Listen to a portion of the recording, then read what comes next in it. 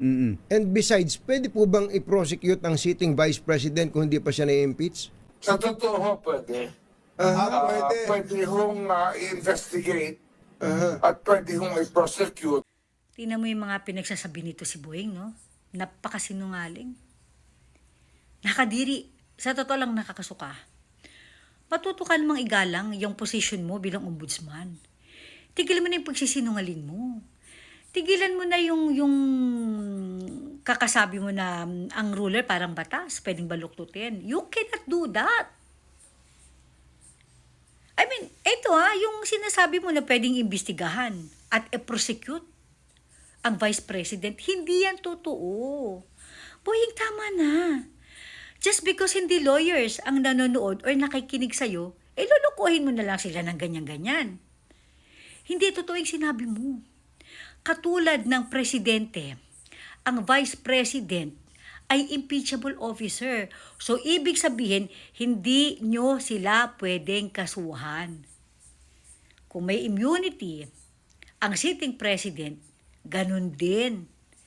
Ang sitting vice president, tigilan mo yung panluloko mo sa tao. Stop sending wrong signals, wrong informations. Igalang mo naman yung position mo sa ombudsman, may gali. Boying naman. Tigilan mo yung ganyang kakasinunghaling mo. Itigil mo na yan. Again, uulitin ko. Pagdating sa impeachable officers, okay, ombudsman can investigate but cannot prosecute.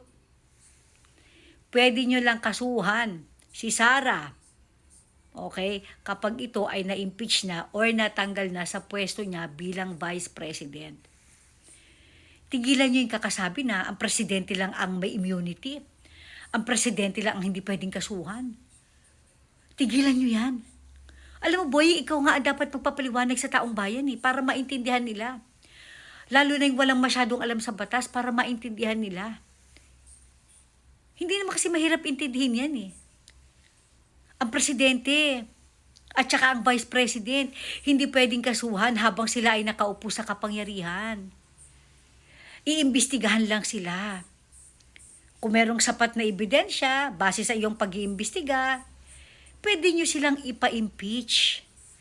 At kapag na-impeach na, dun pa lang pwedeng kasuhan. At ang papel naman ng sandigan bayan or ng korte, sila yung huhusga.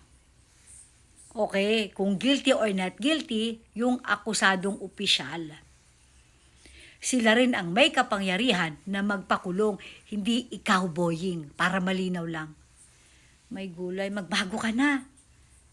Tumanda ka ng ganyan, sinungaling ka pa rin, my God. Ewan ko.